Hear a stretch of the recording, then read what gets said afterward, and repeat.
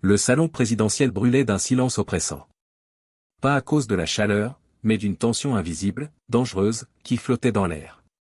On aurait dit que même les murs sentaient la trahison rôder parmi eux. Le capitaine Adama Koné avançait sur le tapis rouge, ses pas mesurés. Dans sa main, il tenait un verre de cristal, transparent, mais ce qu'il contenait n'était pas seulement de l'eau. C'était la mort. Un poison assez puissant pour éteindre une vie en quelques minutes. La vie d'un homme nommé Ibrahim Traoré, président du Burkina Faso, chef de guerre, symbole d'espoir et, jusqu'à ce jour, ami d'Adama. À quelques mètres, Traoré l'attendait, immobile, impénétrable. Adama pensait, personne ne sait rien. Mais peut-être se trompait-il. Lorsqu'il tendit le verre, les mains moites, le cœur déchiré, le destin suspendu à un fil, le temps sembla s'arrêter.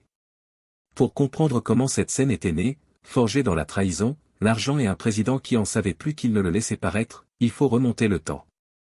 Tout avait commencé lors d'une réunion secrète, non pas au Burkina Faso, mais à plus de 4000 km de là, dans les sous-sols d'une ancienne banque européenne, au cœur de Bruxelles. Des hommes en costume, certains avec un accent français, d'autres avec un anglais britannique, étaient réunis autour d'une table en verre. Aucun n'était officiellement un politicien, mais tous manipulaient des pays comme des pièces sur un échiquier. Au centre de la table, un hologramme tournait, affichant une image, Ibrahim Traoré. Son nom était marqué en rouge. Statut, obstacle géopolitique. Depuis qu'il avait pris le pouvoir, Traoré refusait les contrats avec les entreprises occidentales, expulsait les troupes étrangères et nationalisait des ressources comme l'or et l'uranium. Pour eux, il n'était pas seulement un rebelle, il était une menace. Ils avaient tenté de négocier, puis de sanctionner, puis de diffamer. Rien n'avait fonctionné. C'est alors que quelqu'un prononça la phrase qui changea tout: si nous ne pouvons pas le renverser de l'extérieur, nous le détruirons de l'intérieur. Pas besoin d'un assassinat brutal. Il suffisait de corrompre la loyauté la plus proche de lui. Sans coup de feu, sans guerre, juste un verre et un prix assez élevé pour acheter même la conscience d'un soldat. Parmi les noms analysés, l'un se démarqua dans les rapports des espions européens, le capitaine Adama Koné. Fils de paysan, survivant d'un massacre dans son enfance, adopté par un commandant de l'armée et formé sous la tutelle directe de Traoré. Il était plus qu'un garde présidentiel, c'était un frère. Mais aussi un homme avec des ombres. Les rapports financiers montraient qu'Adama soutenait une sœur malade dans une clinique privée à l'étranger, accumulant des dettes que l'armée ne couvrait pas. En silence, il s'éloignait émotionnellement de ses collègues. Moins de sourires, plus de doutes. La proposition fut faite par un ex-officier africain, aujourd'hui exilé en Europe. Des millions de reais convertis en crypto-monnaie, la promesse d'une nouvelle identité et d'une nouvelle vie, avec une garantie de confidentialité absolue. Adama mit des jours à répondre. Le poison serait livré de manière sécurisée, indétectable. Il suffisait de le verser dans un verre. Rien de plus. C'est pour le bien de ta sœur, insistait-il dans le dernier message envoyé sur son téléphone jetable. Juste un emoji, un verre, et la date de la cérémonie. Adama effaça l'écran, prit une profonde inspiration et répondit, « J'en suis ». Le flacon arriva, camouflé dans une édition rare de l'art de la guerre de Machiavel, envoyé comme un cadeau symbolique par une délégation culturelle belge. Le paquet passa les scanners, les chiens renifleurs et les regards attentifs. Le poison était scellé dans une capsule invisible, cachée dans la reliure du livre. Adama reçut le cadeau comme prévu. Cette nuit-là, il brisa la reliure avec un couteau et en retira un petit tube de verre. À l'intérieur, un liquide translucide, incolore, sans odeur ni goût. Nom de code, ombre du lotus. Une toxine neurovasculaire conçue dans des laboratoires clandestins d'Europe de l'Est. Une goutte sur les muqueuses, et le cœur s'arrêterait en moins de 3 minutes. Le lendemain marquerait une cérémonie symbolique dans le grand salon du quartier général, un geste de réaffirmation de la confiance entre Traoré et ses soldats d'élite. Comme de coutume, les soldats offriraient des verres d'eau aux généraux et au président. Un geste simple, presque banal. L'occasion parfaite. Adama passa la nuit à répéter, de la poche à la trait, du trait au verre. Rien ne pouvait échouer. Mais en lui, quelque chose commençait à hurler. Dans un moment de distraction, il ouvrit le flacon et observa le liquide sous une lumière faible. Si silencieux, si simple, capable de terrasser un homme aimé par des millions et d'arracher à Adama lui-même le dernier fragment de son honneur. Ibrahim Traoré était un homme de guerre, pas seulement avec des armes, mais avec ses yeux et ses oreilles. Il avait appris tôt que la trahison ne vient pas en criant, elle se cache dans les détails. Ces derniers jours, les détails criaient. Son ombre fidèle, Adama, évitait son regard. Ses pas étaient calculés, sa présence froide. Il n'y avait ni dispute ni éloignement explicite, mais quelque chose avait changé. Lors d'une rencontre informelle avec ses conseillers les plus proches, Traoré resta silent minute après minute, fixant sa tasse de thé. Puis, enfin, il parla, presque comme s'il se parlait à lui-même, « Ils ne vont pas me tuer. Pas maintenant. Ils veulent utiliser l'un des nôtres. » Tous se regardèrent. Le général Yves Songo, vétéran des premières batailles contre l'ennemi, fut le seul à comprendre immédiatement. Il baissa les yeux et murmura, « Vous suspectez quelqu'un » Traoré répondit par une autre question, « Et si c'était vous ? Si quelqu'un vous offrait tout ce dont vous avez toujours rêvé, m'avertiriez-vous, ou souririez-vous jusqu'à la fin ?» Silence. Cette nuit-là, Traoré ne dormit pas. Il passa des heures à examiner des documents, des vidéos, des rapports. Mais au fond, il savait déjà. Ce n'était pas une question de preuve, mais de courage. Puis il donna l'ordre qui changea tout, laissez l'événement se dérouler. Mais observez tout. Quand le moment viendra, ne touchez pas à mon arme. Ce sera une autre. Le salon était impeccable. Des drapeaux à chaque coin, des politiciens discrets éparpillés, des caméras positionnées avec une précision chirurgicale. Mais le véritable spectacle ne résidait pas dans le protocole. Il était dans le verre. Le capitaine Adama Koné portait son uniforme de cérémonie. Il ferma les yeux quelques secondes avant d'entrer. Il sentait le poids du monde, mais le tube dissous dans l'eau semblait léger comme l'air. Dehors, le peuple criait son soutien.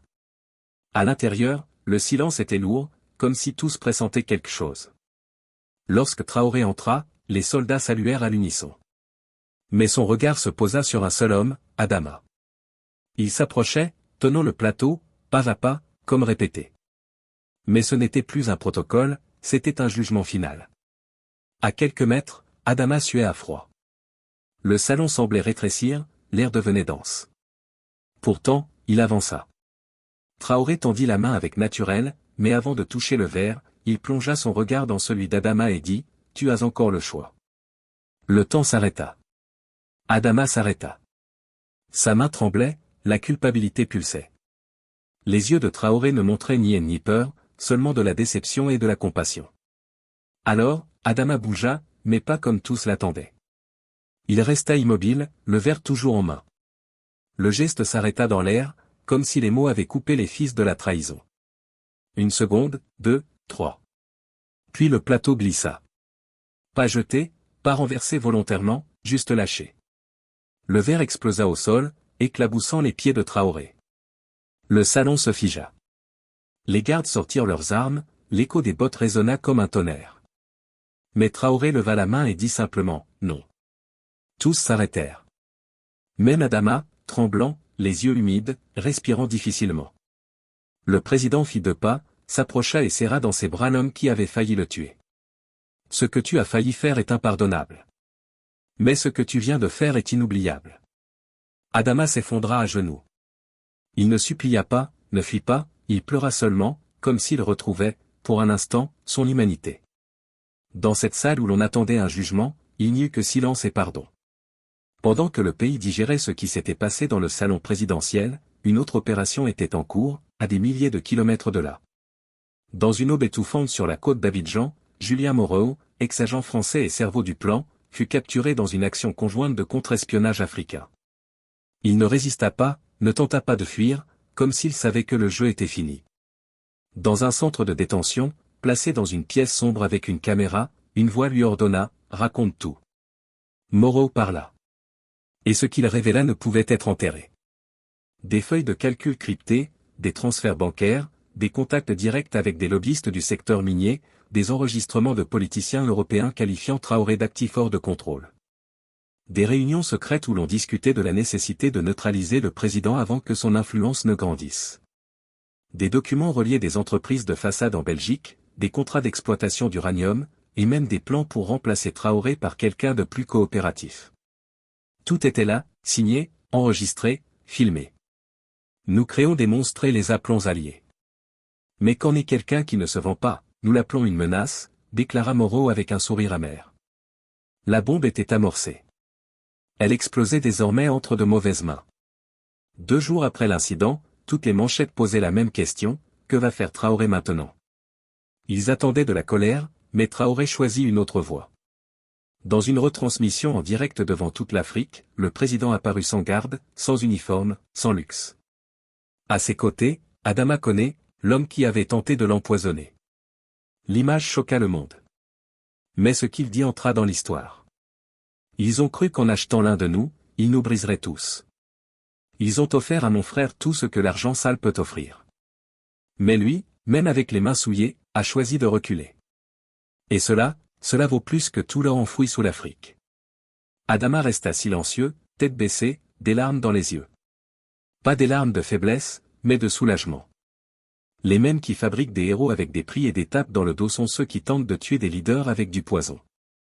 Mais aujourd'hui, aucun corps n'est mort. Aujourd'hui, c'est l'illusion que nous sommes encore une colonie qui est morte. Traoré fut applaudi, non seulement dans son pays, mais dans des dizaines de places à travers le continent. Pas parce qu'il avait survécu, mais parce qu'il avait répondu avec grandeur. Adama Koné ne fut ni exécuté, ni exilé, ni récompensé. Il fut rétrogradé, mais reçut une mission, reconstruire son honneur en servant la vérité. Il fut nommé commandant d'un nouveau groupe spécial, léger gardien de la vérité, une unité d'élite entraînée non seulement pour protéger le président, mais pour défendre des principes, souveraineté, transparence et loyauté au sein des forces armées. Julien Moreau fut extradé vers le Burkina, non pour être lynché, mais pour être entendu. Jugé publiquement, il exposa tout et, sans le vouloir, donna une voix à un peuple qui criait depuis longtemps sans être écouté. Traoré retourna dans les rues, sans peur, avec le même vieux bonnet et le même regard, celui de quelqu'un qui ne porte pas le pouvoir, mais le représente. Sur le mur du nouveau quartier général des gardiens, une phrase prononcée par lui ce matin-là fut gravée: « Ceux qui achètent des corps ne comprendront jamais la valeur d'une âme libre. »